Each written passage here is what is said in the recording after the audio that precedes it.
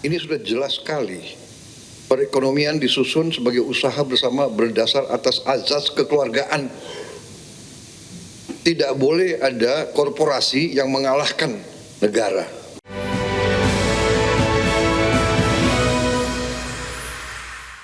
Ya, terima kasih Anda masih bergabung sama kami. Presiden Prabowo Subianto kembali menegaskan bahwa ekonomi Indonesia dibentuk oleh semangat kebersamaan membangun, bukan dikuasai oleh segelintir korporasi.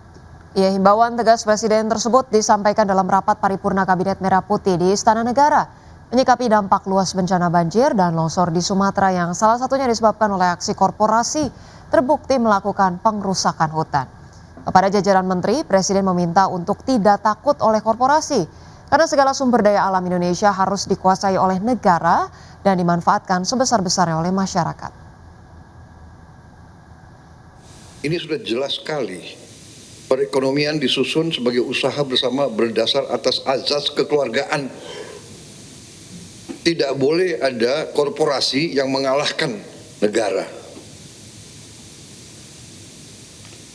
Kita butuh korporasi, kita butuh dunia usaha swasta.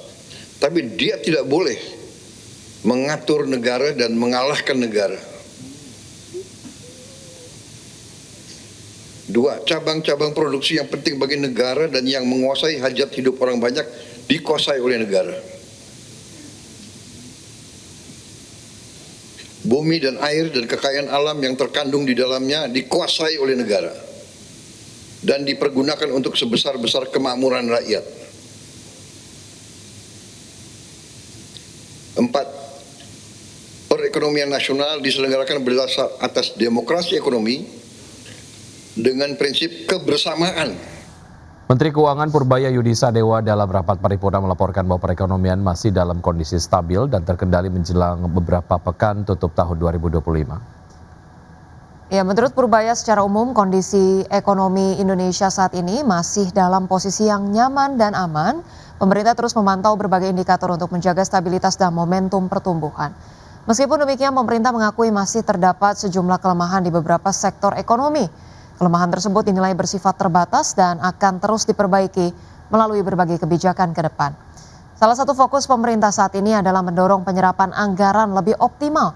Pemerintah ingin memastikan belanja negara dapat segera masuk ke sistem perekonomian dan memberikan dampak nyata. Kita lihat akan kita perbaiki lagi ke depan. Penyerapan anggaran beberapa proyek mungkin belum lancar, tapi akan didorong terus ke depan supaya lebih lancar lagi, supaya uangnya semakin muter di sistem perekonomian. Kan tahun ini juga dibarengin dengan BLT kan yang 31 triliun tadi yang sudah diumumkan, dan penyerapannya udah amat bagus sekali, sampai sekarang udah 29 triliun lebih. Jadi tinggal sedikit lagi yang tinggal disalurkan ke masyarakat. Harusnya sih triwulan keempat Desember ini dorongan ke ekonomi akan lebih bagus dibanding tahun lalu. Ya, Bank Dunia mengerek naik proyeksi pertumbuhan ekonomi Indonesia menjadi 5% di tahun 2025. Laju pertumbuhan di kisaran 5% ini ditopang dari kinerja ekspor dan investasi yang kuat di sepanjang 2025. Bank Dunia mengerek naik proyeksi pertumbuhan ekonomi Indonesia menjadi 5% di 2025. Proyeksi tersebut tertuang dalam Indonesia Economic Prospect edisi Desember 2025. Bank Dunia juga memproyeksi pertumbuhan ekonomi di 2026 sebesar 5% dan 2027 mencapai 5,2% secara tahunan. Level pertumbuhan ini naik pesat dibandingkan proyeksi sebelumnya dalam Indonesia Economic Prospect edisi Juni 2025 yang memperkirakan ekonomi Indonesia hanya akan tumbuh 4,7% pada 2025, 4,8% di 2026, dan 5% pada 2027.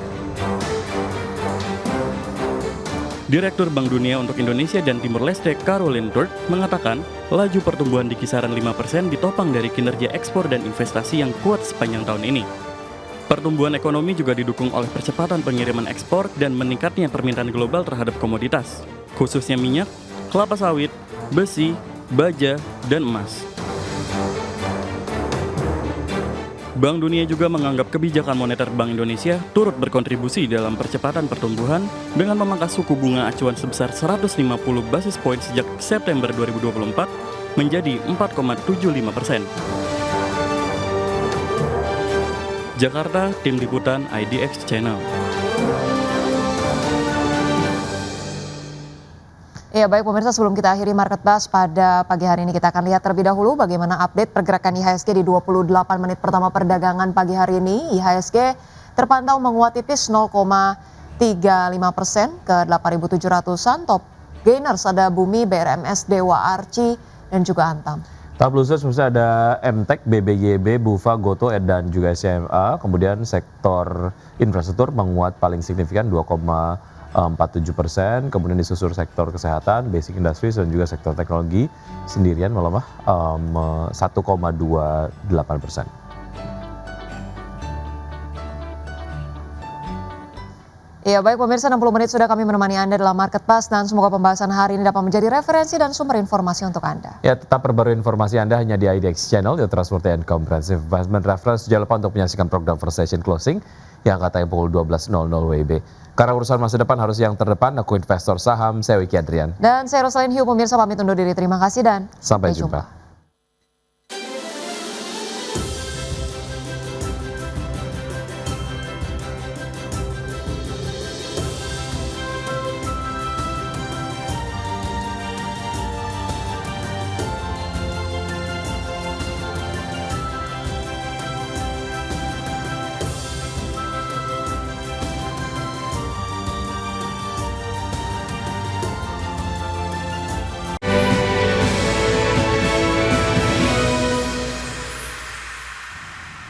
Pemirsa, terima kasih Anda masih bersama kami di Market Buzz. PT Bukit Uluwatu Villa Tbk atau BUVA resmi mengakuisisi anak usaha PT Sumarekon Agung Tbk, yakni PT Bukit Permai Property dengan nilai transaksi mencapai 536,28 miliar rupiah. Ya, Direktur Utama Bukit Uluwatu Villa Satrio menyatakan aksi akuisisi tersebut dilakukan dalam rangka memperkuat ataupun memperluas portofolio perseroan di sektor properti, premium, dan pariwisata. Dan akuisisi ini juga ditujukan untuk memperkuat posisi perseroan di kawasan Uluwatu, Bali.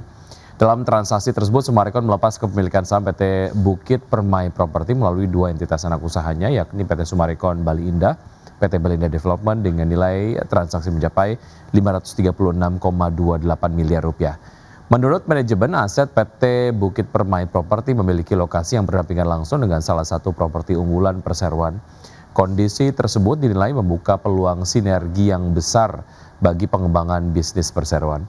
Adapun PT Bukit Permai Property yang sebelumnya adalah anak usaha Sumarekon Bandung merupakan pengembang properti dengan luas lahan sekitar 19,3 hektar yang terletak bersebelahan dengan Alila Villas Uluwatu, salah satu aset utama perseroan di Bali.